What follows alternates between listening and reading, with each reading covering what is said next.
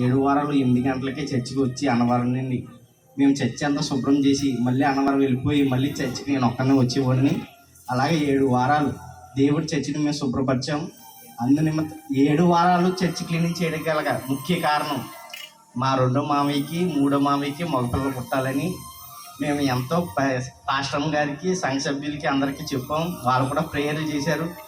7 వారాలు పూర్తయిన తర్వాత అనుకోని రీతిగా దేవుడు మా 2 మామయ్యలకి 2 మగపిల్లలు ఇచ్చాడు.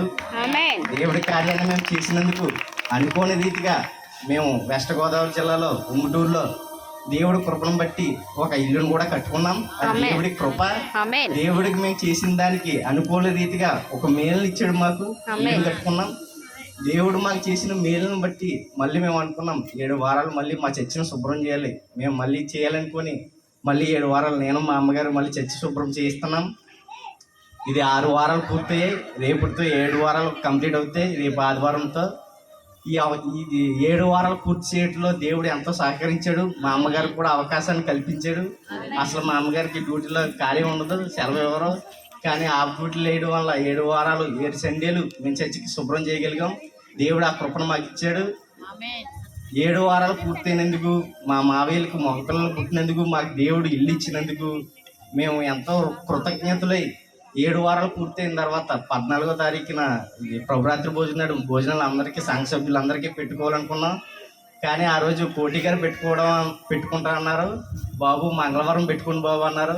మంగళవారం నాడు మా దీనమ్మ గారు 7 వారాలు వాళ్ళ ముక్కున్నారు. మాకు ఎటు ప్లేస్ లేదు. దేవుడు అవదేమో అనుకున్నాం. కానీ దేవుడు బ్రహ్మం గారి జన్మదినం ఉన్నాడు. ఈ రోజు ఎంతో విలువైన ఈ రోజు దేవుడు మాకు అవకాశాన్ని కల్పించాడు.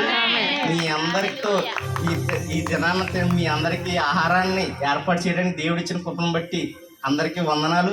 దేవుడు కృతజ్ఞతలు తెలుపుకుంటున్నాను ముందుగా. దాన్ని బట్టి వందనాలు. దేవుడు మనం అనుకున్న కార్యాలు చేసినా చేయకపోయినా ఆయన నిజమైన దేవుడు. నేడు నిరంతరం ఏకరీతిగా ఉన్న దేవుడు.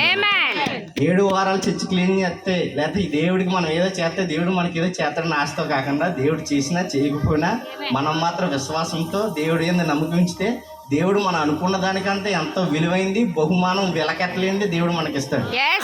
చిన్న సాక్ష్యాన్ని దేవుడు దీవించింది.